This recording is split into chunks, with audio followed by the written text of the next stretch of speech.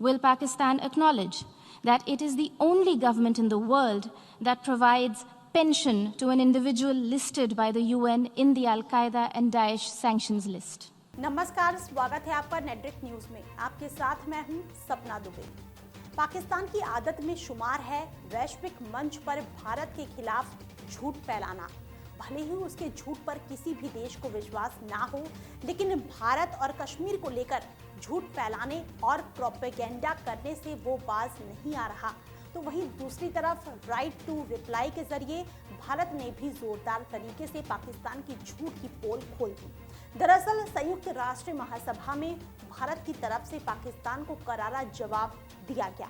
UNGA में पाकिस्तान के प्रधानमंत्री इमरान खान के ताबड़तोड़ झूठ बोलने के बाद राइट टू रिप्लाई के तहत भारत का पक्ष रखने यूएन में विदेश मंत्रालय की फर्स्ट सेक्रेटरी विदिशा मैत्रा उतरी। खबर में आगे बढ़ें उससे पहले आप चैनल को सब्सक्राइब जरूर कर लें, साथ ही बेल आइकन को जरूर दबाएं जिससे हर अपडेट आप तक पहुंच पाए।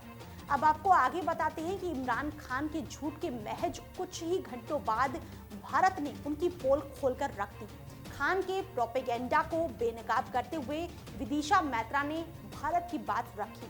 मैत्रा ने कड़े शब्दों में पूछा कि क्या पाकिस्तान ये मानेगा कि वो दुनिया की एकमात्र ऐसी सरकार है जो यूएन में लिस्टेड व्यक्तियों को पेंशन देती है।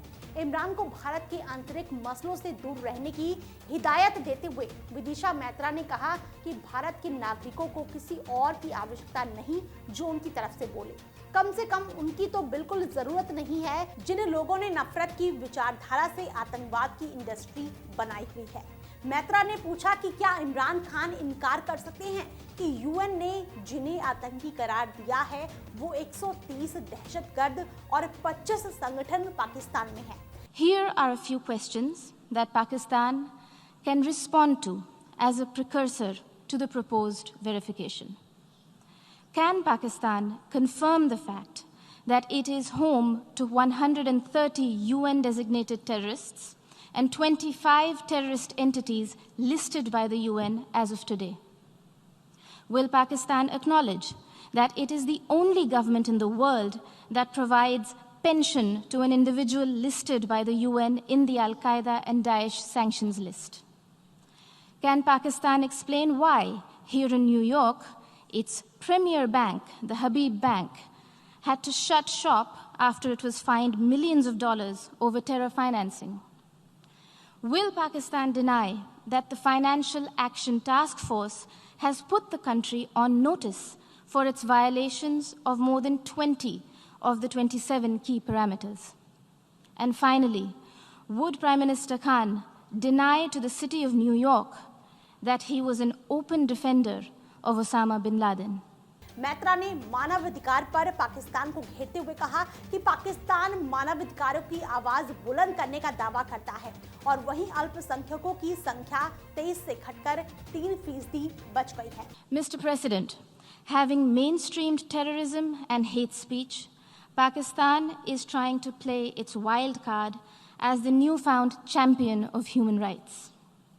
This is a country that has shrunk the size of its minority community from 23% in 1947 to 3% today, and has subjected Christians, Sikhs, Ahmadiyyas, Hindus, Shias, Pashtuns, Sindhis, and Balochis to draconian blasphemy laws, systemic persecution, and blatant abuse and forced conversions. आपको बता दें कि पाकिस्तान की धज्जियां उड़ाने वाली Vidisha Maitra UN में भारत की प्रथम सचिव हैं और यूएन मिशन में भारत की सबसे नई ऑफिसर हैं और पाकिस्तान का काला चिट्ठा सबके सामने खोलने वाली विदिशा मैत्रा के बारे में कुछ बातें जान लेते हैं। 12 फरवरी 1980 को जन्मी विदिशा मैत्रा एक गोल्ड मेडलिस्ट हैं। जी हाँ, 2009 बैच की भारतीय विदेश सेवा की ऑफिसर हैं। विदिशा मैत्रा जिन्होंने 2008 में सिविल सर्विस की परीक्षा पास की। इस परीक्षा में उनकी रैंक देश में 39वीं थी। उन्होंने साल 2009 में अपनी ट्रेनिंग के दौरान बेस्ट ट्रेनिंग ऑफिसर का अवार्ड अपने नाम किया। विदिशा को विदेश मंत्रालय में बेस्ट ऑफिसर ट्रेनी का गोल्ड मेडल दिया गया था। Permanent mission of India to the UN की आधिकारिक वेबसाइट पर गौर करें तो यूएन में पोस्टिंग के बाद विदिशा को सुरक्षा परिषद रिफॉर्म से संबंधित मामलों को देखने की जिम्मेदारी मिली है। मैत्रा के पास सिक्योरिटी काउंसिल, पड़ोस, क्षेत्रीय से जुड़े मुद्दे देखने का जिम्मा है। विशेष राजनीतिक मिशन में विदिशा अहम भूमिका निभा रही हैं। गुट निरपेक्ष देशों से कोऑर्डिनेट करने की जिम्मेदारी भी विदिशा के पास ही है। उनका काम यहीं खत्म नहीं होता। संघाई कोऑपरेशन ऑर्गेनाइजेशन की जिम्मेदारी भी उन्हीं के पास है। संयुक्त राष्ट्र के जरिए विश्व के जाने माने विश्वविद्यालयों, कॉलेजों और शिक्षण संस्थान से संपर्क साधने का दायित्व भी विदिशा को ही दिया गया है। फिलहाल के लिए इतना ही।